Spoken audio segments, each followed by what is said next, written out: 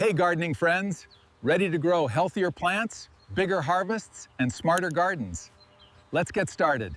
Snow piles against bark walls. Wind tears through bare trees, like something alive, like something angry. Inside, firelight flickers across dozens of sleeping faces. Children tucked against their mothers, elders breathing slow and steady. Families pressed shoulder to shoulder on raised wooden platforms, while smoke drifts silently overhead toward the ceiling. Outside, the temperature has dropped below zero. Inside, everyone sleeps warm. This is a Haudenosaunee longhouse in the dead of winter. And what's happening inside these walls is not luck, it's engineering. Most of us panic when the heat goes out for a single night. We reach for our phones, we call someone, we pile on every blanket we own, and still feel the cold creeping in by morning. Now imagine 6 months. No furnace, no insulation, no metal fasteners, no mortar, no modern materials of any kind, only wood, bark, and rope woven from the forest itself. And not just surviving, but feeding, housing, and keeping warm somewhere between 60 and 100 people through the most brutal season the northeastern woodlands could deliver. That was not a crisis for the Haudenosaunee. That was Tuesday. The structure they built to do this stretched over 200 feet long and sheltered more than 20 families beneath a single curved roof. From mid-October through mid-May, 6 full months, these communities remained essentially sealed inside against the cold. Survival didn't depend on luck or endurance. It depended entirely on architecture. The question isn't whether they built a shelter. Anyone can stack wood and call it shelter. The real question is how they engineered a living system, using only saplings, bark, and hand-twisted cordage, capable of generating heat for 100 people, storing half a year of food, managing toxic smoke from 10 simultaneous fires, and maintaining breathable air, all without a single nail driven into wood. By the time this is over, you'll understand why this building wasn't just a home. It was a government, a refrigerator, and a philosophy. And the fact that we almost forgot it exists is the most remarkable part of the story. To understand how the longhouse worked, you first have to understand what it was made of, and why every choice of material was a decision, not an accident.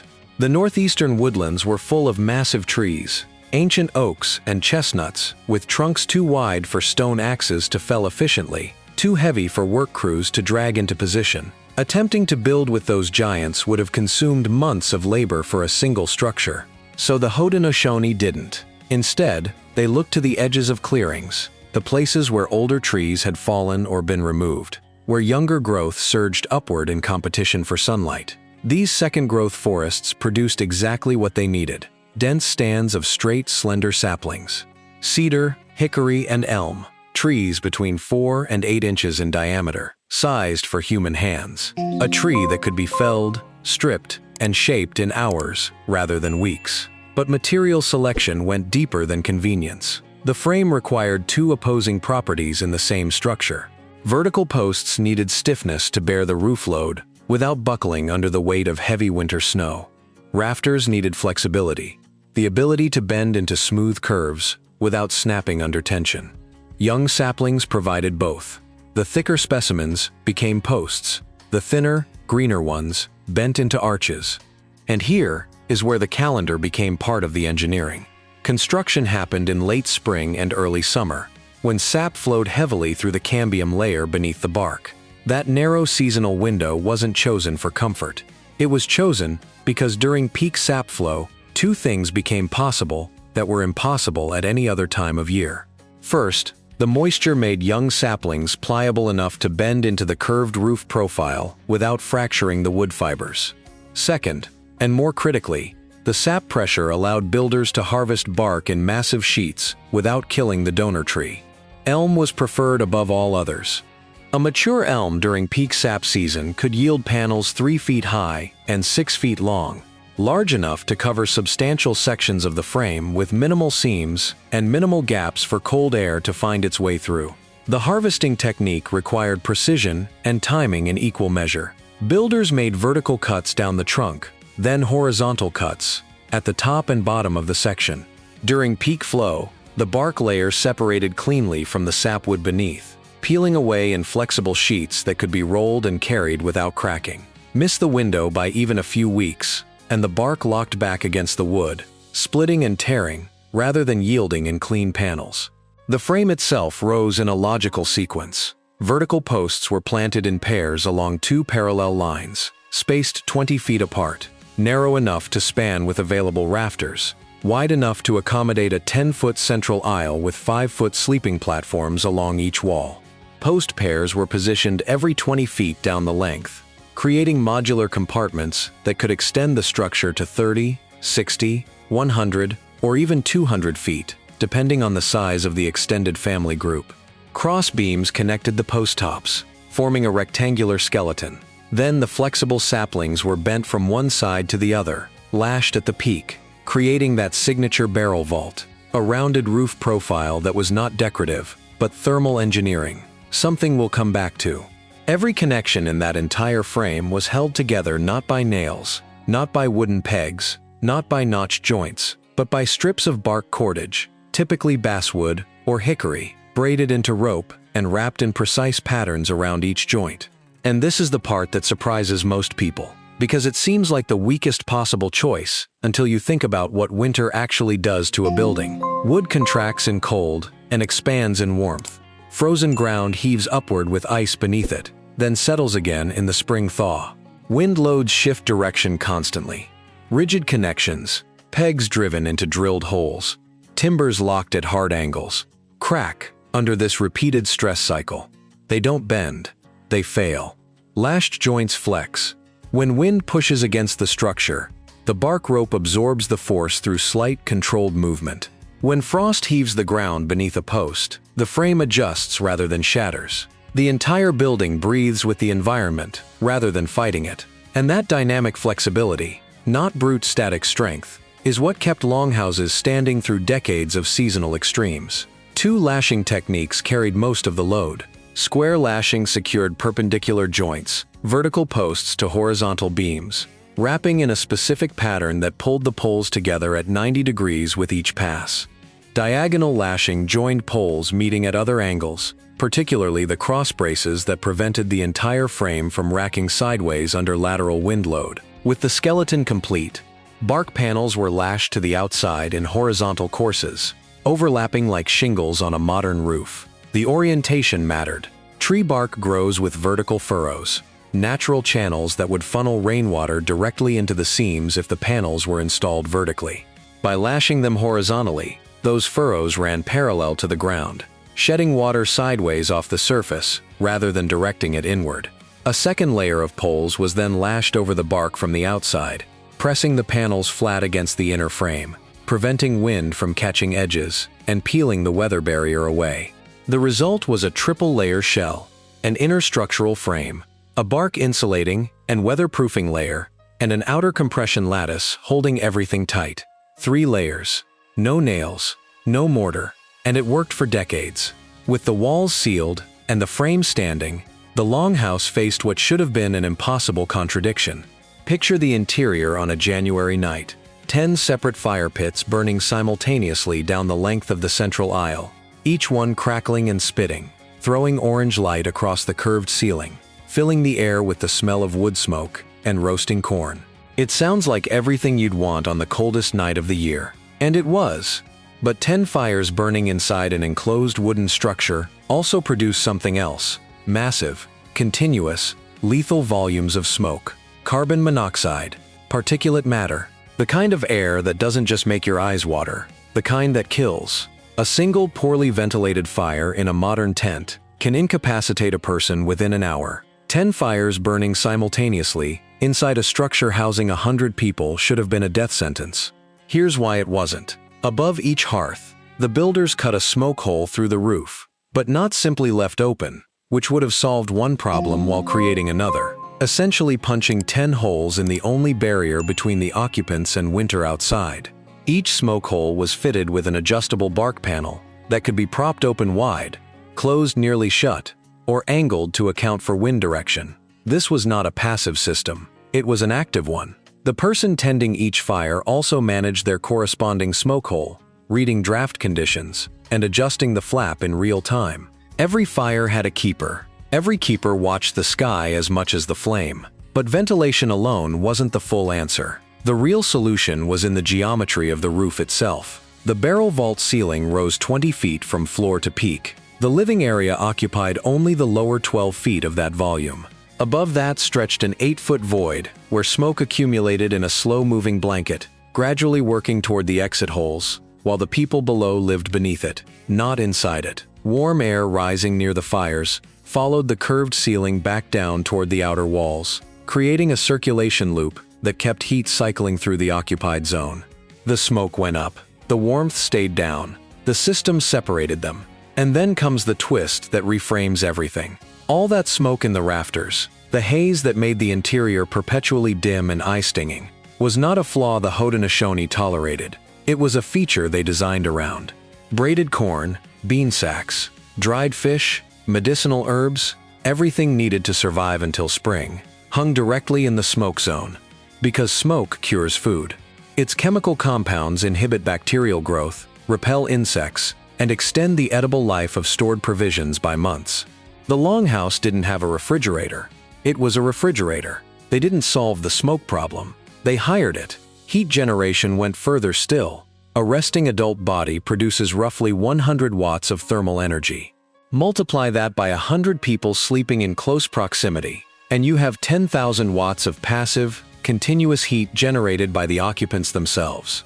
During the coldest months, families deliberately slept huddled together near the hearth pits, not just for comfort, but because their bodies were part of the heating system. The longhouse didn't just shelter people from the cold. It used people as fuel.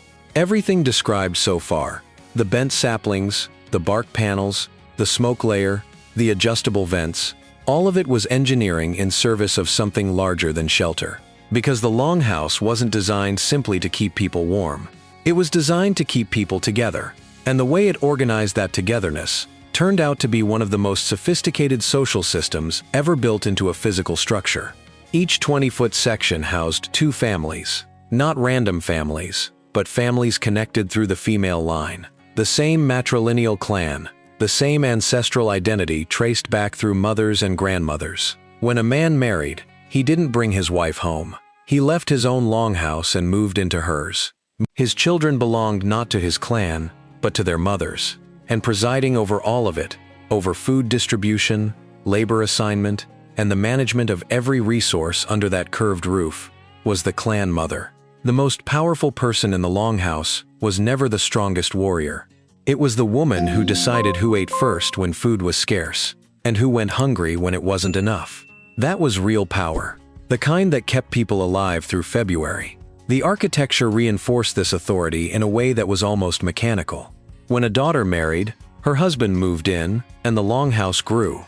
A new compartment added, the building literally extending itself to absorb another family into the clan. The longhouse was not a fixed monument. It was a living document of the family's history, written in wood and bark, edited continuously by the women who managed it.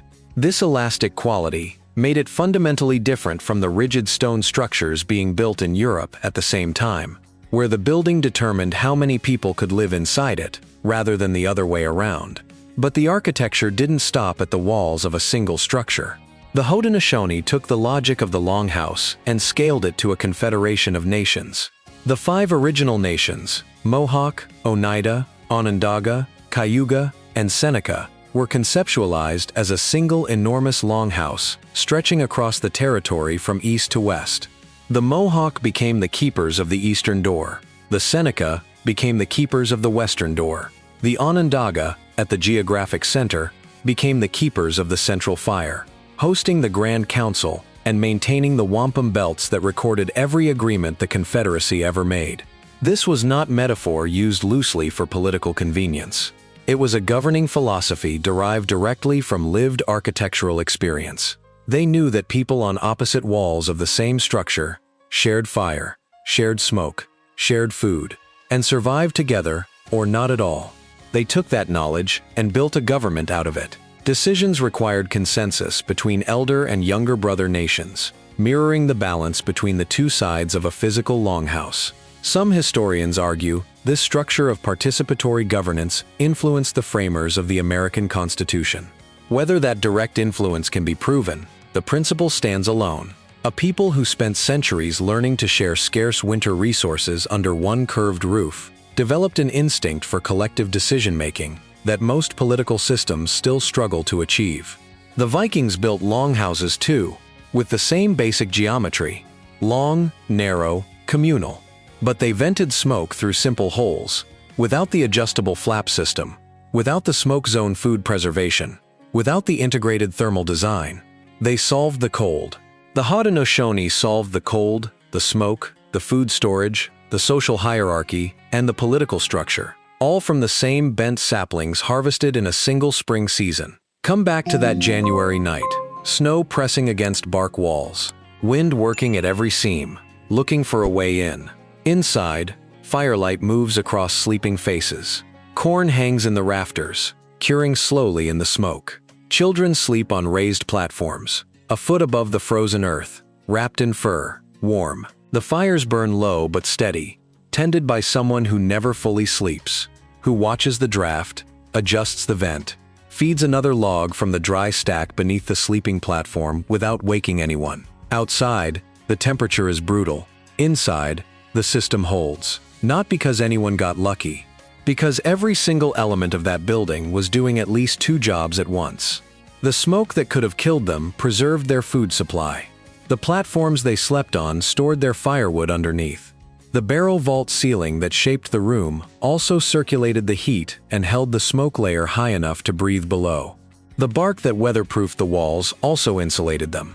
The communal sleeping that felt like necessity was also a thermal strategy. 100 bodies generating 10,000 watts of heat that no fire could have replaced alone. Nothing in that structure existed for a single purpose. Everything earned its place by solving more than one problem simultaneously. And that discipline of integrated design, of refusing to let any element serve only one function, is what separated survival from catastrophe across 6 months of winter, year after year, generation after generation. Here is what that means in plain terms. They didn't have more resources than us.